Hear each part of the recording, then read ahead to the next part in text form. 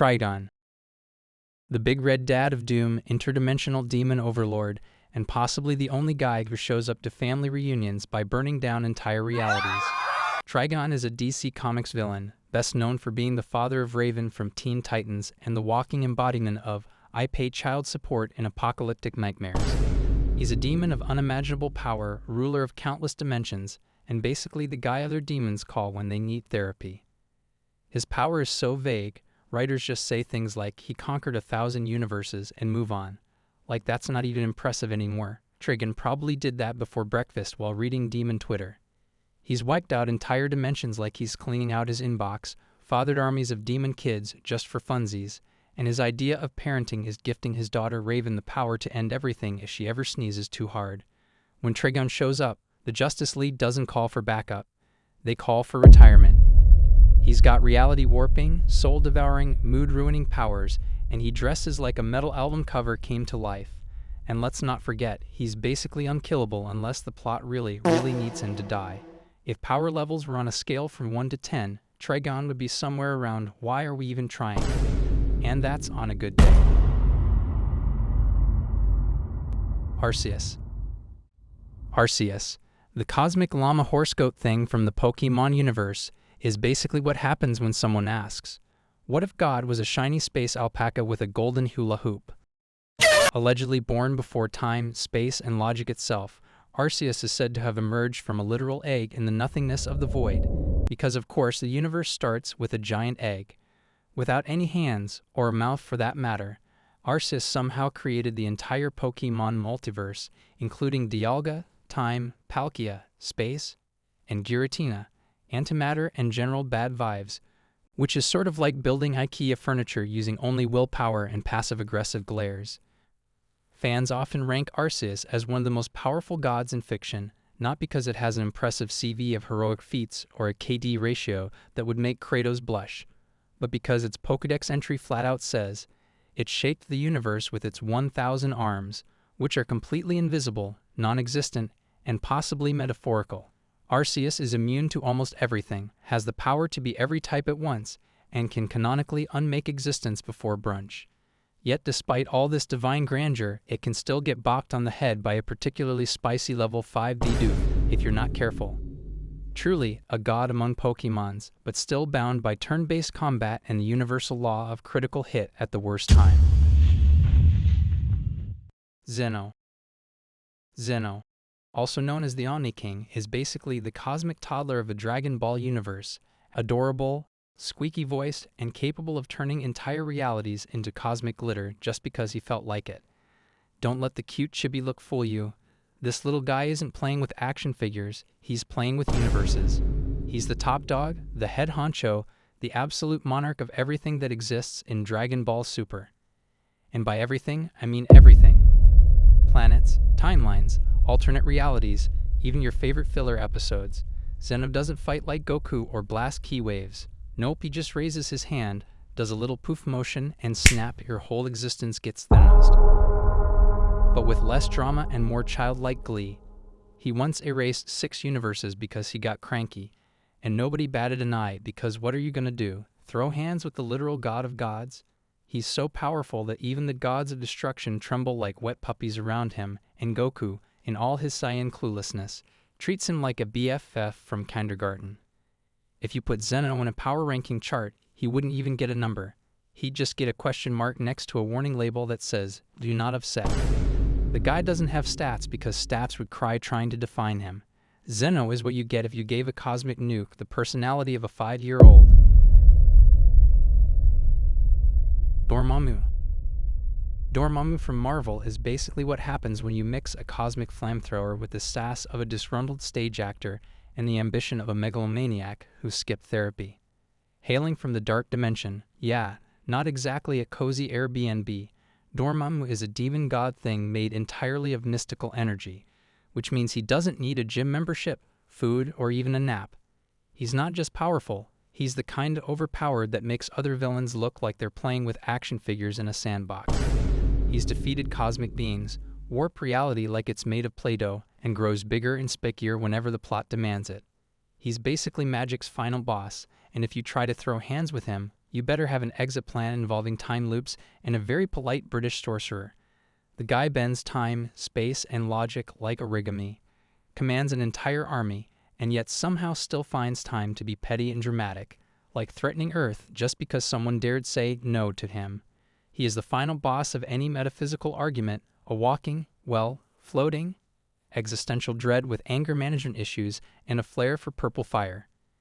If Eldritch Horror and a supernova had a baby, then let it major in evil sorcery. You get Dormammu with extra sass and zero chill. Zeus.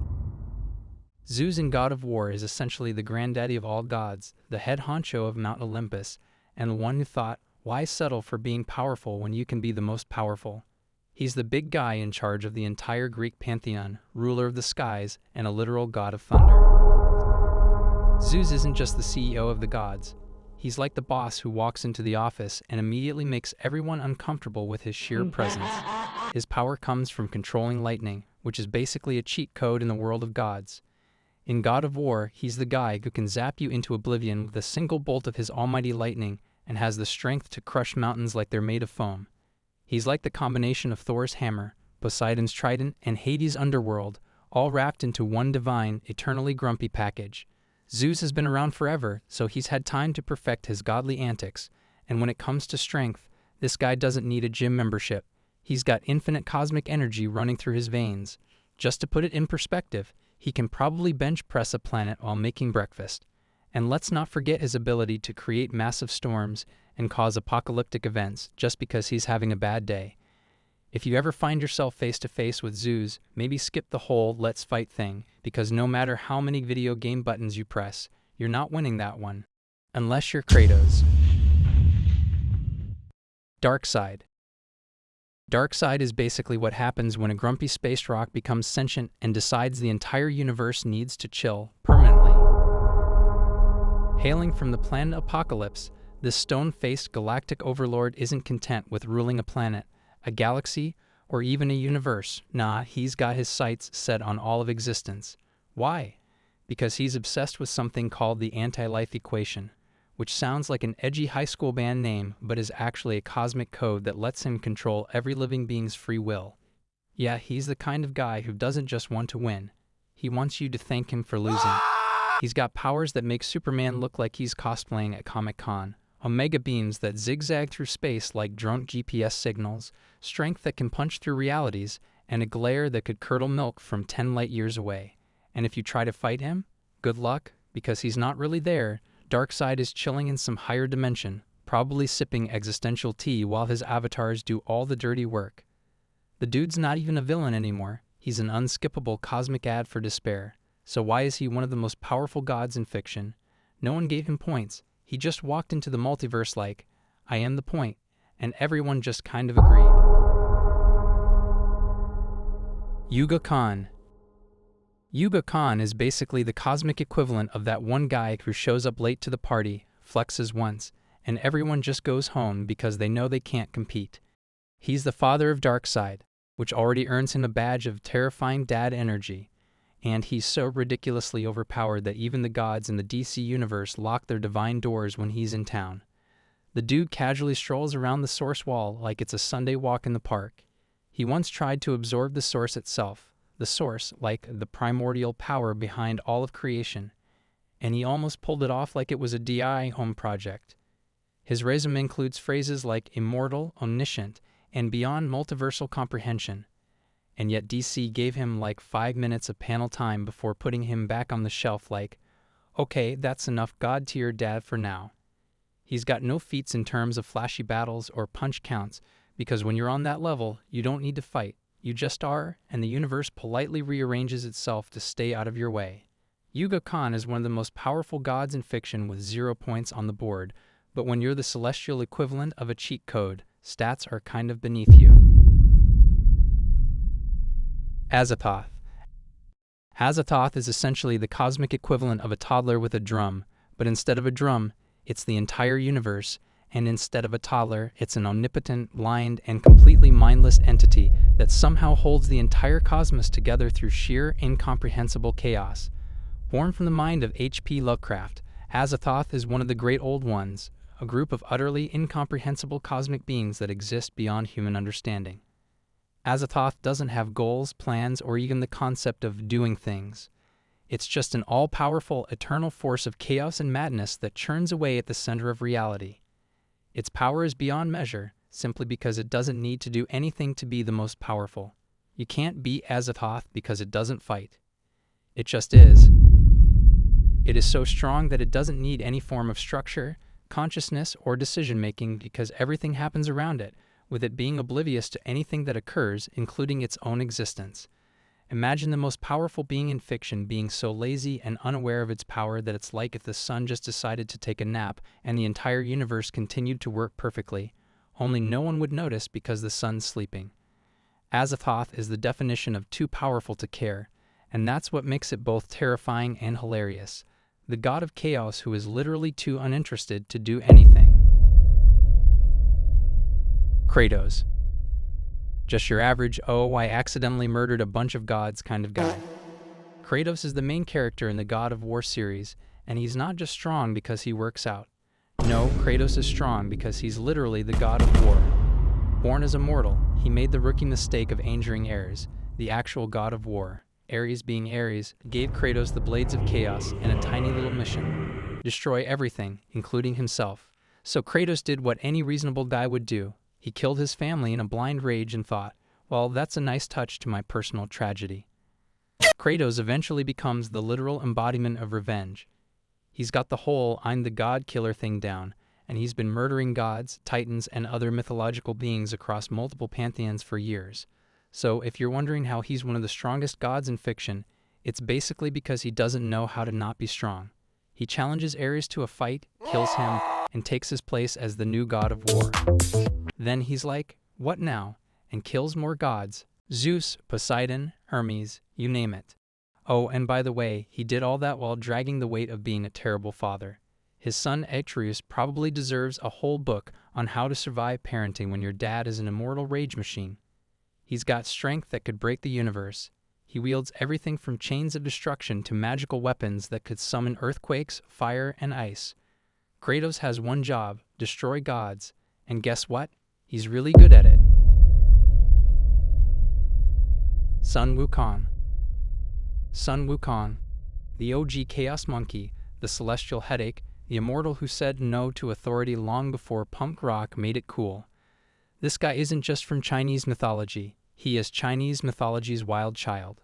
He stars in the 16th century novel Journey to the West, and let's just say he doesn't walk west. He flips his way there while causing a divine ruckus. He was born from a magical rock. Yeah, a literal stone egg on a mountain got too much sunlight and said, screw it, I'm hatching a monkey. Now why is he one of the strongest gods in fiction? Simple. He breaks every game balance rule ever written.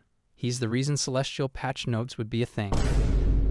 Nobody nerfed him, seriously. He's like if Deadpool, Goku, The Flash, Doctor Strange, and Loki had a love child, and that child was raised by caffeine and spite. The gods tried everything. They locked him up, burned him, squashed him under a mountain, gave him a job. Nothing worked. He can turn into anything. A bird, a tree, a dude, a mosquito, probably even your mom. Strong enough to lift his magic staff that weighs 17,550 pounds or around 7,960 kilograms, which he can also shrink to the size of a needle and tuck behind his ear like a cool monkey Q-tip. He's got immortality, duplication by plucking his hairs out, throws them, and boom, instant monkey army. He beats up all the heavenly armies, including like 100,000 celestial soldiers, the 4 heavenly kings, and basically anyone who looked at him funny. He's overpowered, hilarious, uncontrollable, and basically the reason heaven had to start a stress management program. Beerus. Beerus from Dragon Ball is the purple, hairless, Egyptian-themed cat deity with the temperament of a toddler denied dessert. He's the god of destruction for Universe 7, which essentially means he's the cosmic janitor who takes out the trash by obliterating planets. Beerus made his grand entrance in Dragon Ball Z, Battle of Gods, where he woke up from a decades-long nap with one thing on his mind: food. He's not evil per se, just really into his job, which happens to be destroying planets to maintain cosmic balance. Think of him as the universe's most lethally lazy quality control manager. He's got a twin brother named Champa, who's just as destructive, but even more out of shape, and his life is magically linked to the East's Supreme Kai. So if that Kai stubs his toe too hard, Beerus might vanish mid-bite. Beerus isn't just strong, he's oops I sneezed and erased a continent strong. His signature move is Hakai, which literally erases beings from existence. Not kills, erases, like they never existed. He's also got Ultra Instinct light reflexes, meaning he can dodge attacks while half asleep. During his first fight with Goku, their punches nearly unraveled the universe, and that was Beerus holding back. Beerus once threatened to destroy Earth because Boo wouldn't share pudding. He turned Zamasu into cosmic dust with a flick of his finger. He casually destroyed half a planet because the food was too greasy. He trained Goku and Vegeta by mostly standing around and letting Whis do the work, and he's probably the only character who can nap through an entire multiverse tournament and still be considered a threat. Beerus is the ultimate cosmic cat, lazy, picky, and capable of annihilating you if you mess with his meal time. Kaguya Otsutsuki. Kaguya Otsutsuki, the original chakra hoarder, interdimensional diva, and the ultimate helicopter mom of the Naruto universe. She's not just a villain, she's the villain. The cosmic boss battle nobody asked for but everyone had to deal with.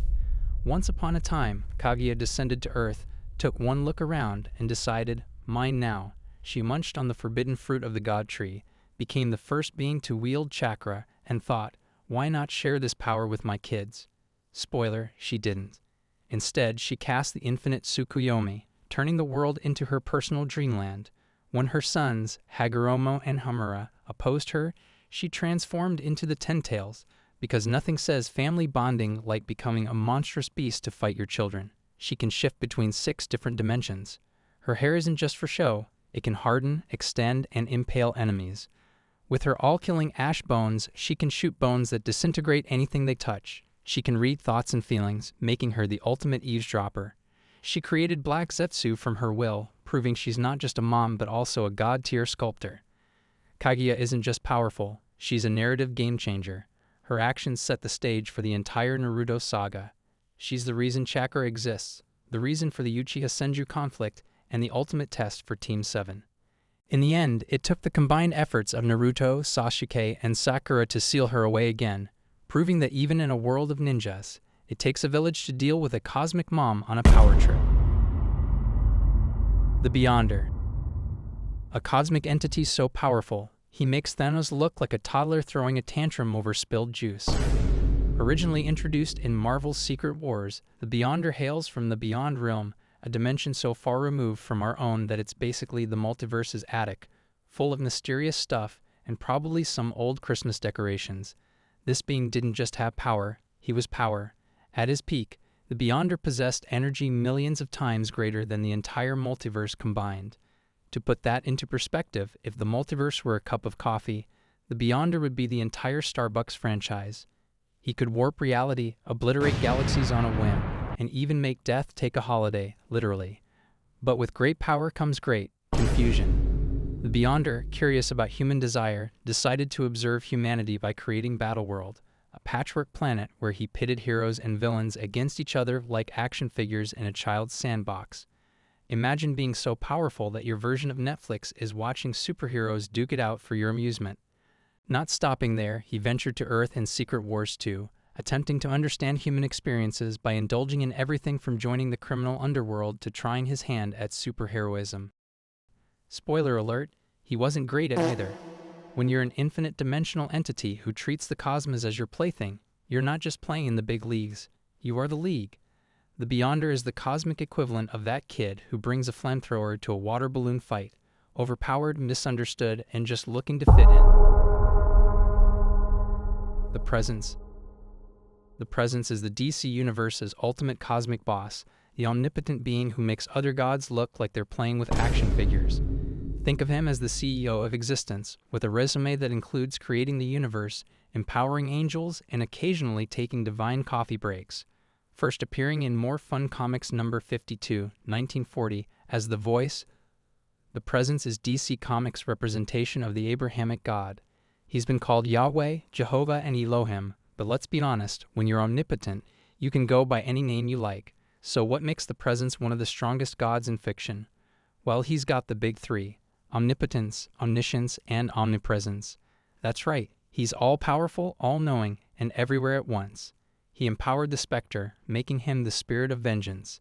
He granted Lucifer the light-bringer power and Michael the demiurgic power, essentially making them cosmic heavyweights. He even mentioned in Lucifer number 75 that he was shaped by external forces, but at his highest form, he transcends all concepts. He can resurrect the dead and even alter his form at will. The Presence isn't just a god, he's the god in the DC universe. He's the one who sets the rules, hands out the powers, and occasionally takes a coffee break while the multiverse sorts itself out. He's so powerful that even his aspects are beyond comprehension. So next time you're pondering the mysteries of the universe, just remember, the Presence is out there, possibly sipping a celestial latte, ensuring everything runs smoothly, or at least as smoothly as a multiverse can. Yog-Sothoth. Yog-Sothoth, the cosmic equivalent of that one friend who knows everything, is everywhere, and still manages to RSVP maybe to every event. Straight from the mind of H.P. Lovecraft, Yog-Sothoth is the ultimate know-it-all in the Cthulhu mythos, and not just because he's read all the spoilers. Yog-Sothoth is an outer god, which is Lovecraftian for cosmic entity that makes your brain do backflips. He's described as a conglomeration of glowing spheres. Imagine a disco ball that's also a deity. He was first mentioned in the case of Charles Dexter Ward and has since made appearances in other stories like the Dunwich Horror and Through the Gates of the Silver Key. Yog-Sothoth doesn't just bend the rules of reality, he rewrites them while sipping cosmic tea. He knows everything, past, present, future, and your browser history. He can fold time and space like laundry, can put your reality into his sandbox, and can read minds like open books. Basically, if the universe were a video game, Yog-Sothoth has all the cheat codes. Yog-Sothoth's family tree is less of a tree and more of a tangled cosmic shrub.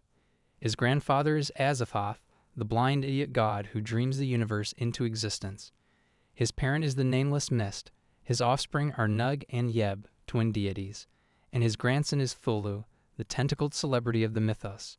So, if you ever stumble upon a glowing sphere whispering secrets of the universe, maybe just keep walking. One above all. The One Above All is the supreme creator and overseer of the Marvel multiverse. He's the source of all that exists, was, and ever will be, a being so powerful that even the Living Tribunal, the multiverse's cosmic judge, answers to him. While the tribunal handles the day-to-day cosmic courtroom drama, the One Above All occasionally steps in, especially when things get really out of hand. Think of him as the CEO of everything, with the Living Tribunal acting as his cosmic middle manager. Residing in the House of Ideas, Marvel's version of a celestial penthouse suite, he occasionally steps out to remind everyone who's boss.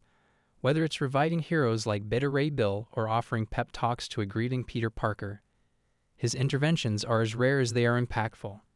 Even Thanos, armed with the Infinity Gauntlet, is just a cosmic toddler compared to him.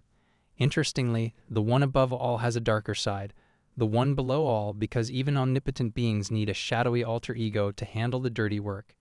It's like having a cosmic yin to his yang, ensuring balance in the universe. So next time you're pondering the mysteries of the Marvel cosmos, remember, the One Above All is the ultimate plot device, the deus ex machina of all deus ex machinas, and the reason why, in the grand scheme of things, everything is just fine. He's the top-tier, all-powerful being who ensures the Marvel multiverse doesn't spiral into chaos, unless he wants it to. Scarlet King. SCP Foundation's ultimate cosmic drama queen, the flaming hot embodiment of I hate everything, especially you and your mom. He's not just evil, he's capitally evil, with a dash of existential dread. Basically, he's what happens when you let Lovecraft write a villain while going through a breakup. Real name Harak, later known more famously as the Scarlet King, is the major antagonist of the SCP Foundation series. This guy's backstory is more chaotic than a Reddit thread at 3 a.m., but generally, the Scarlet King is an ancient interdimensional entity who wants to destroy reality because reasons. Maybe he didn't get enough hugs. Maybe he just hates Mondays. Either way, this guy wakes up every morning and chooses apocalypse.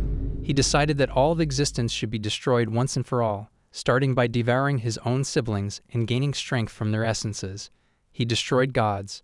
One of the gods he subjugated was a goddess named Sana, whom he took as his wife before raping her to death.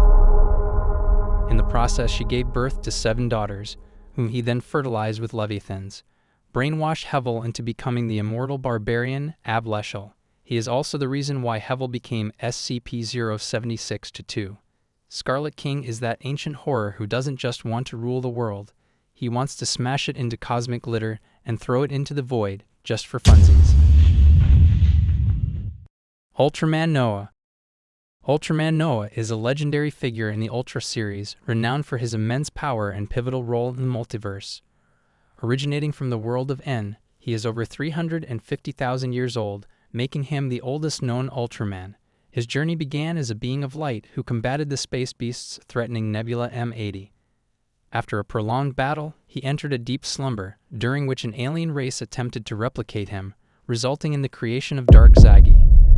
Zaggy turned malevolent, leading Noa to pursue and ultimately defeat him, though at the cost of his own power, causing him to devolve into Ultraman the Next.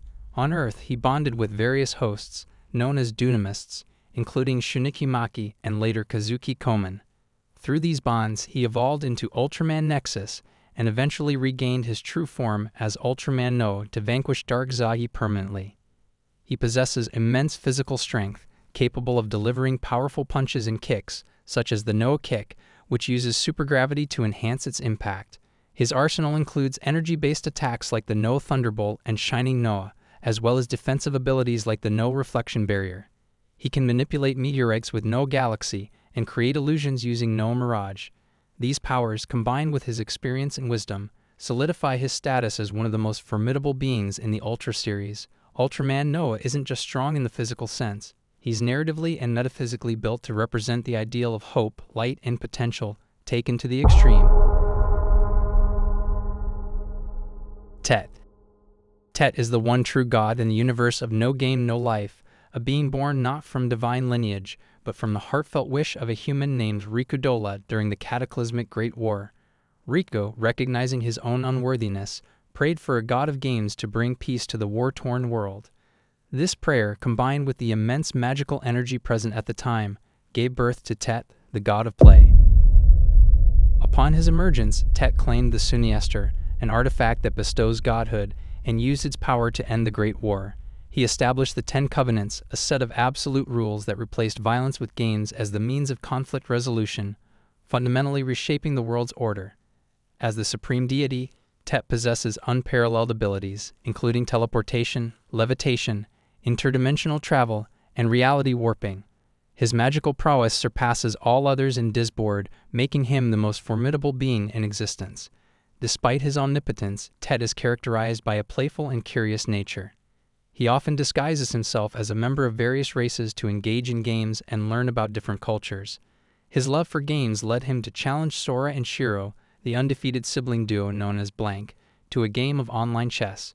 For the first time, Tet experienced defeat, which delighted him and prompted him to invite them to Disboard, offering them the chance to challenge him for his title.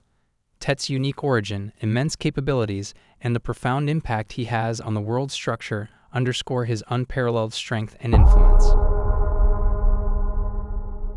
Eru Iluvatar.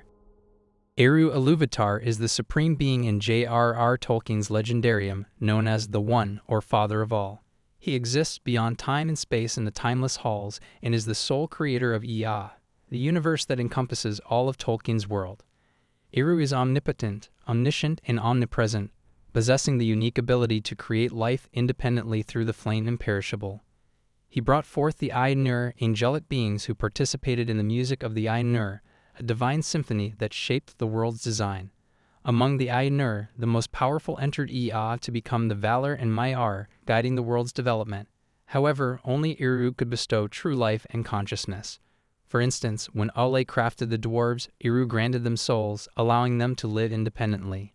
Similarly, Eru created elves and men directly, known as the first and second children of Iluvatar.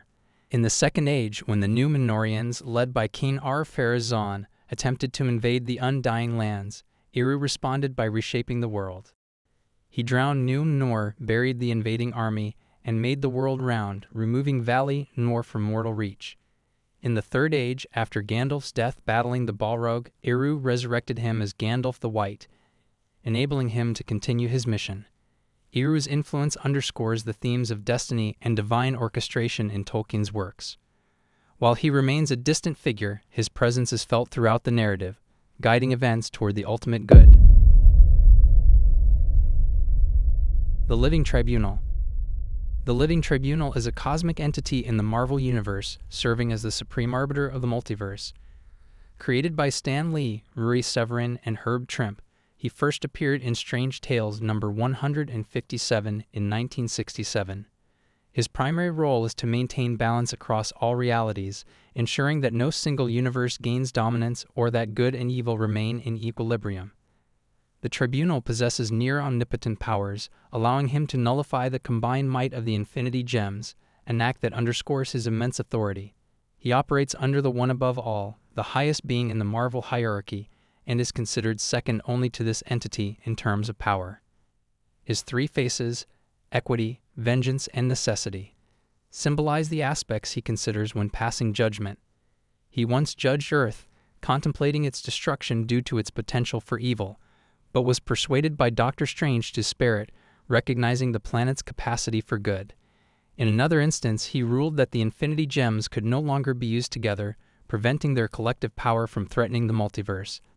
The Tribunal has also presided over trials involving cosmic entities, such as when he judged Galactus' transformation from a destroyer to a creator, ultimately allowing the change to stand. The Living Tribunal's actions and judgments underscore his role as a guardian of cosmic equilibrium, intervening only when necessary to prevent imbalances that could threaten the fabric of existence. His presence serves as a reminder of the delicate balance that sustains the multiverse and the vigilance required to maintain it. Zalama. Zalama is a pivotal yet enigmatic figure in the Dragon Ball universe, known as the Dragon God and the creator of the Super Dragon Balls. In the 41st year of the Divine Calendar, he forged these planet-sized orbs, each approximately 37,196 kilometers in circumference, and endowed them with the ability to grant any wish without limitations, albeit only one per summoning. To summon the divine dragon Super Shenron, Zalama devised a unique incantation: "Come forth, dragon of the gods, and grant my wish, pretty peas."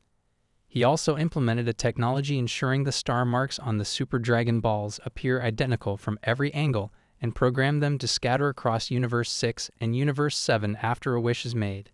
The extent of Zalama's power remains largely unknown, but his creation of Super Shenron, a being capable of granting any wish, including restoring entire universes, implies a level of omnipotence.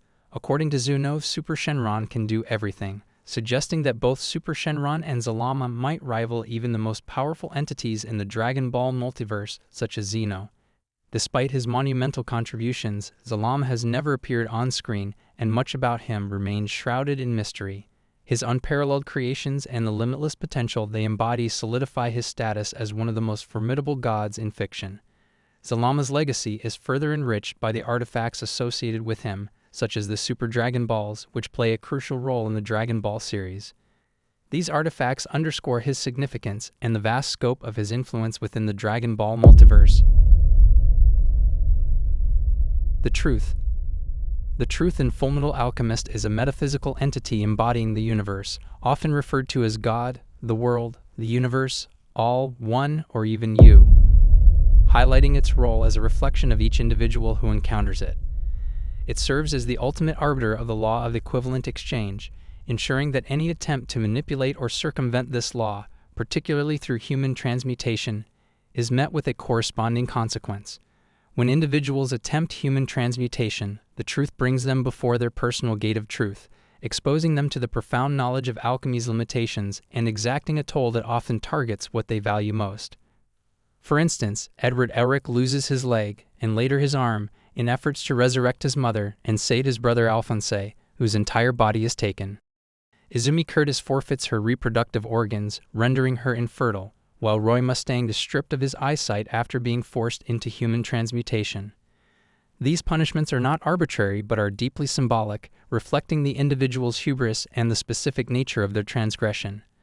The truth's powers are vast and include near omnipotence, nigh omniscience, nigh omnipresence, immortality, invulnerability, existence erasure, and reality warping. In its interactions, the truth often appears as a blank, white version of the person it confronts, symbolizing that the judgments and consequences it delivers are, in essence, manifestations of the individual's own conscience and understanding. This reinforces the idea that the truth is not an external judge, but an embodiment of inner realization and the universal order that governs all existence. The Supreme Author. The Supreme Author, also known as the True God, True Narrator, or Metanormalcy, is the ultimate creator and narrator of the SCP Foundation multiverse. He exists beyond all narratives, dimensions, and conceptual frameworks, serving as the foundational source from which all realities and stories within the SCP universe emanate. His powers are described as surpassing omnipotence, omnipresence, and omniscience, placing him beyond all tier systems used to classify entities. This includes transcending the infinite fractal hierarchies of space-time, concepts, and narratives that comprise the SCP multiverse. The Supreme Author's abilities encompass the creation and manipulation of all aspects of existence, including space-time, concepts, information, and narratives. He can erase entities from existence, manipulate the plot and structure of reality, and exists beyond the constraints of time and causality. In terms of feats, the Supreme Author has created the entire SCP multiverse, which includes an infinite hierarchy of universes, each with its own complex structures and laws. He has also demonstrated the ability to erase powerful entities and recreate worlds, showcasing his absolute control over the SCP narrative. These attributes and accomplishments establish the Supreme Author as one of the most powerful gods in fiction, embodying the ultimate narrative authority within the SCP Foundation universe. Kamen Rider Geats. Kamen Rider Geats is the central figure in the Japanese tokusatsu series of the same name. The series is the 33rd entry in Toei Company's long-running Kamen Rider franchise and the fourth installment in the Reiwa era. The series draws inspiration from popular media such as Netflix's Squid Game, the manga Kaiji, and the Hunger Games franchise. The protagonist, Ace Yukio, is a famous celebrity who participates in the Desire Grand Prix, a mysterious survival game where players transform into Kamen Riders to battle for the chance to have their ideal world realized. Throughout the series, Ace consistently emerges victorious in the DGP, showcasing not only his combat prowess but also his strategic acumen. Ace's transformation into Kamen Rider Geats grants him access to various forms, each with unique abilities. Notably, his boost form enhances his speed and agility, while the Magnum form increases his firepower. These forms are accessed through the use of special devices called raised buckles, which he equips using the Desire Driver. As the series progresses, Ace uncovers the truth behind the DGP and its manipulative organizers. In a climactic turn of events, he gains the power of the creation goddess, allowing him to rewrite reality itself. With this newfound power, Ace erases the corrupt DGP from existence, effectively ending the cycle of manipulation and granting freedom to its participants. Ace's journey from a game participant to a being capable of altering reality positions him as one of the most powerful figures in the Kamen Rider universe. His actions not only dismantle a corrupt system, but also redefine the boundaries of power within the franchise, elevating him to a near-godlike status in the realm of fiction. Odin. Odin Borson, known as the Allfather, is a central figure in Marvel Comics and the Marvel Cinematic Universe, adapted from Norse mythology. He is portrayed as the King of Asgard, father to Thor and Hela, and adoptive father to Loki. Odin is revered not only for his immense power, but also for his wisdom and leadership across the 9 realms. In the comics, Odin's power is augmented by the Odin Force, a mystical energy that grants him abilities such as magic manipulation, weather control, and interdimensional teleportation.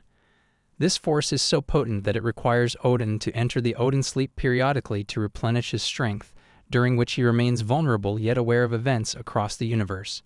He, along with his brothers Vili and V, defeated the primordial frost giant Ymir, using Ymir's body to create the heavens and earth. This act of creation established the foundation of the 9 realms. Odin also battled the fire demon Searcher, a conflict that resulted in the deaths of his brothers and the acquisition of the Odin Force. He has made difficult decisions, such as banishing his daughter Hela when her ambitions threatened the realms, and later his son Thor, to teach humility and responsibility. In the MCU, Odin is portrayed by Sir Anthony Hopkins, bringing to life the character's complexity and gravitas.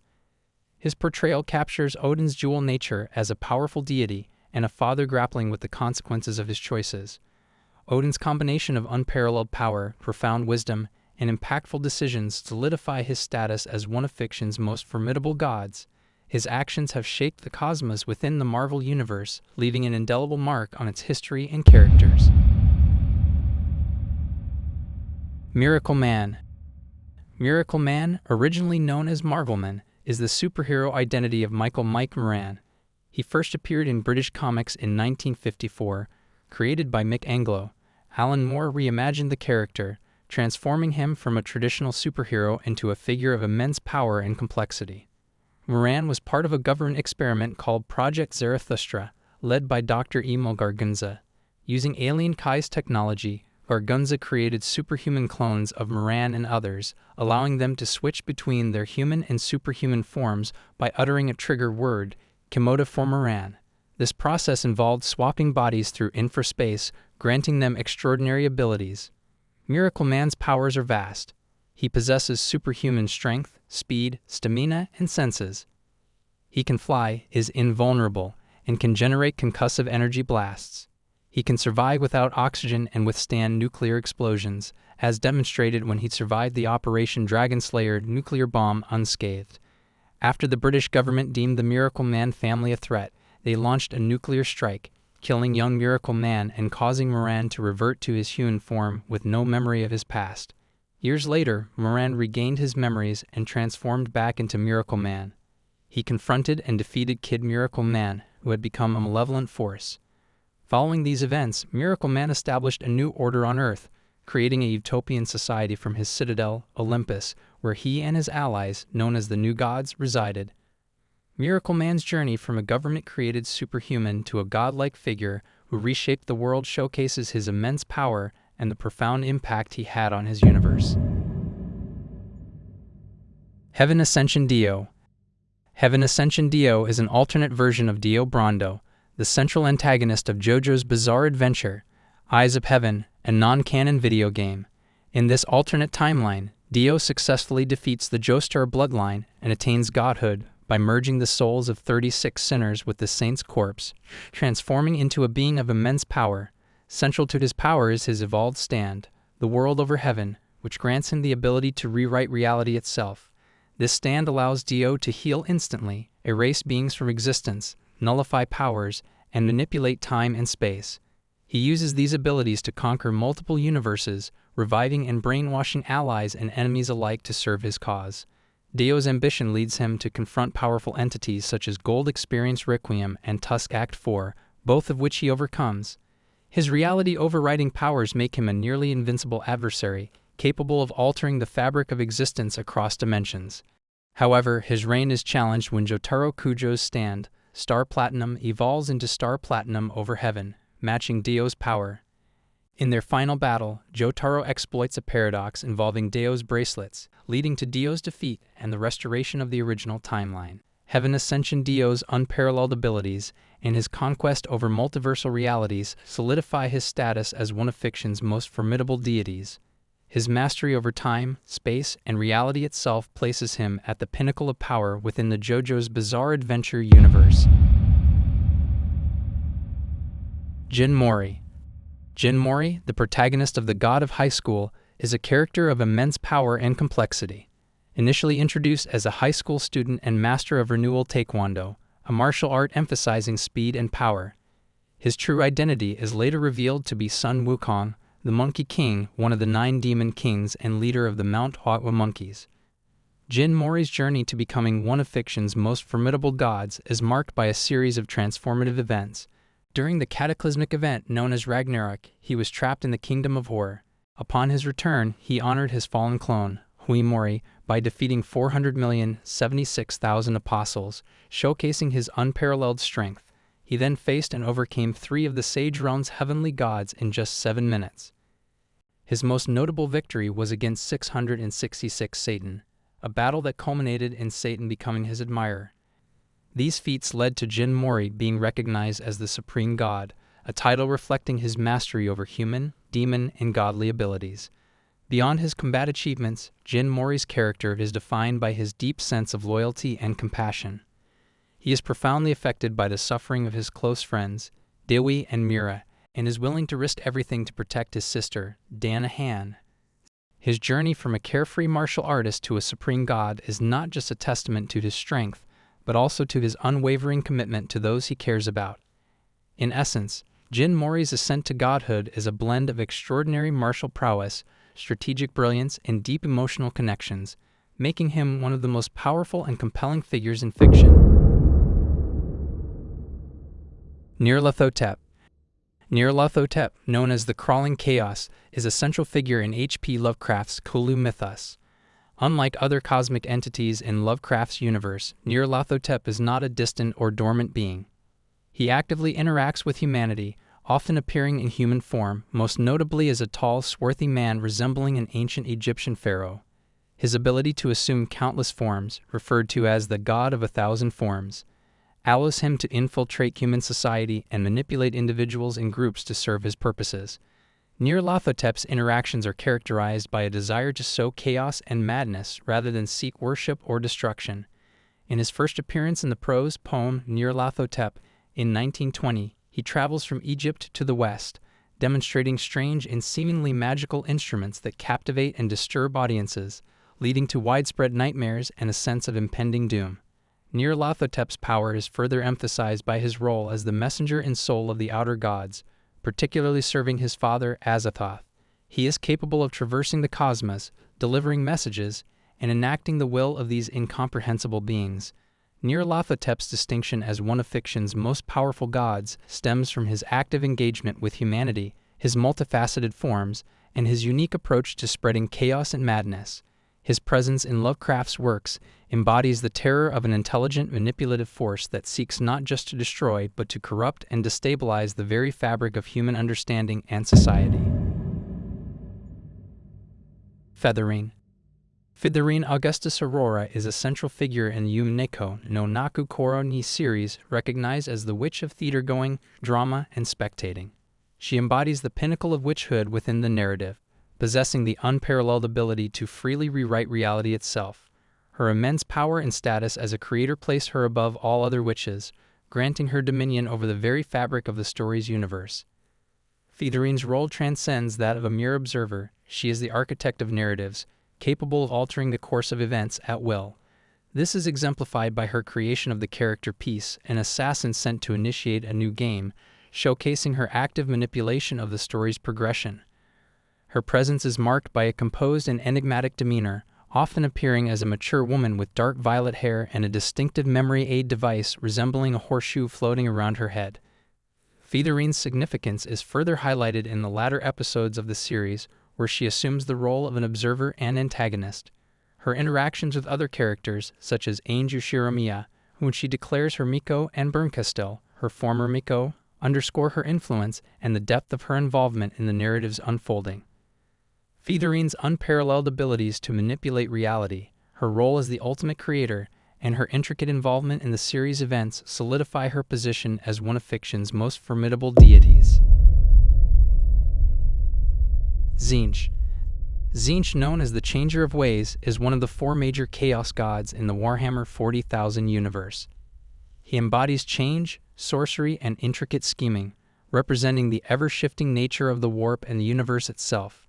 Tzeentch is closely associated with magic, dynamic mutation, and grand, convoluted plots, often manipulating the destinies of individuals and civilizations to further his own enigmatic goals. His power lies not only in his immense magical abilities, but also in his unparalleled cunning and foresight. Tzeentch weaves complex schemes that span millennia, influencing events across time and space. He listens to the dreams and hopes of all beings, watching their plans take form, and subtly nudges them towards outcomes that serve his inscrutable purposes. Tzeentch's influence is manifested through his daemonic servants, such as the Lords of Change, who are embodiments of his sorcery and deception. These greater daemons possess immense intellect and magical prowess, capable of altering reality itself. They often act as his agents, executing his will in the material universe, and are known for their ability to manipulate fate and destiny. Through his mastery of magic and manipulation, Tzeentch has orchestrated countless events that have reshaped the galaxy. His schemes are so intricate that even his most powerful servants are often unaware of their true roles in his grand design. This ability to control and alter the course of history, combined with his formidable magical powers, cements Tzeentch's status as one of the most powerful deities in fiction. Hey everyone, thank you all for watching until the end. I'll be back with more videos, so make sure to like and subscribe. If you have any suggestions for my next video, comment them down below.